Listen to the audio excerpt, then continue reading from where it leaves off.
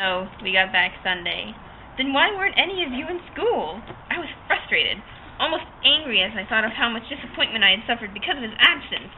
Well, you asked if the sun hurt me, and it doesn't. But I can't go out in the sunlight. At least, not where anyone can see. Why? I'll show you sometime, he promised. I thought about it for a moment.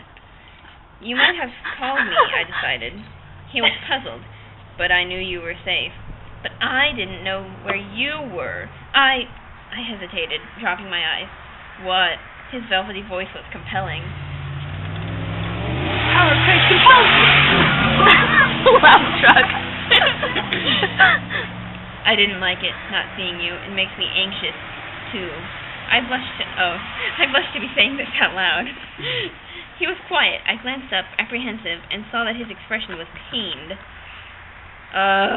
He groaned quietly. This is wrong. I couldn't understand his response. What did I say? Don't you see, Bella? It's one thing for me to make myself miserable, but a wholly other thing for you to be so involved. He turned his anguished eyes to the road, his words flowing almost too fast for me to understand. I don't want to hear that you feel that way. His voice was low but urgent. His words cut me. It's wrong. It's not safe. I'm dangerous, Bella. Please, grasp that. No. I tried very hard not to look like a sulky child. I'm serious, he growled. So am I. I told you it doesn't matter what you are. It's too late. His voice whipped out, low and harsh. Never say that. I bit my lip and was glad he couldn't know how much that hurt. I stared out at the road. We must be close now. He was driving much too fast. What are you thinking? He asked, his voice still raw. I just shook my head, not sure if I could speak.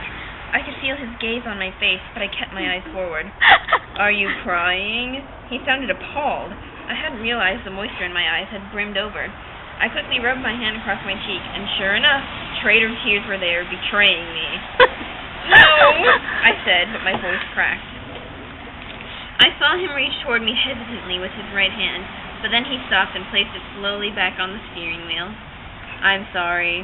His voice burned with regret. I knew he wasn't just apologizing for the words that had upset me.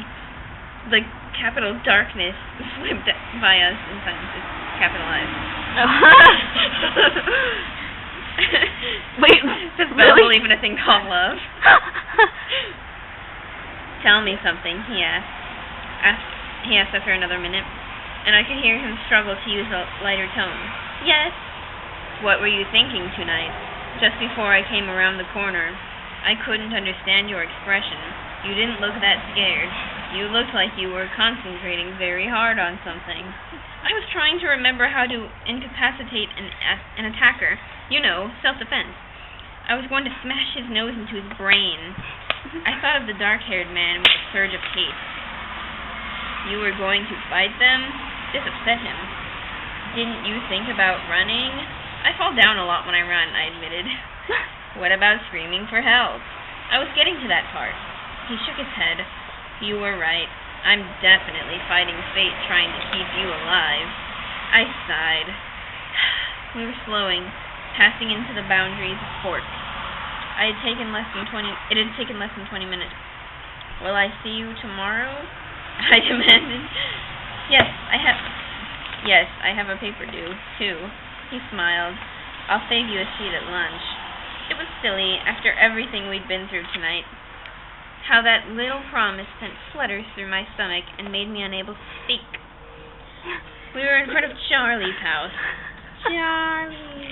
The lights were on. My truck in its place. Everything utterly normal. Just utterly normal. It was like waking from a dream. He stopped the car, but I didn't move. Do you promise to be there tomorrow? I promise. I considered that for a moment, then nodded. I pulled his jacket off, taking one last whiff. You can keep it. You don't have a jacket for tomorrow, he reminded me. I handed it back to him. I don't want to have to explain to Charlie. Charlie. Oh, right, he grinned. I hesitated, my hand on the door handle, trying to prolong the moment. Bella. he asked in a different tone. Serious. Just kidding. Yes. I turned back to him too, eagerly. Will you promise me something? Yes, I said, and instantly regretted my unconditional agreement. What if he had asked me to stay away from him? I couldn't keep that promise. Don't go into the woods alone. I stared at him in blank confusion. Why? He frowned, and his eyes were tight as he stared past me out the window. I'm not always the most dangerous thing out there. Let's leave it at that. I shuddered slightly at the sudden bleakness in his voice, but I was relieved. This, at least, was an easy promise to honor. Whatever you say. I'll see you tomorrow, he sighed. And I knew he wanted me to leave now. Tomorrow, then, I opened the door unwillingly. Bella! I turned and he was leaning toward me, his pale, glorious face just inches from mine. My heart stopped beating.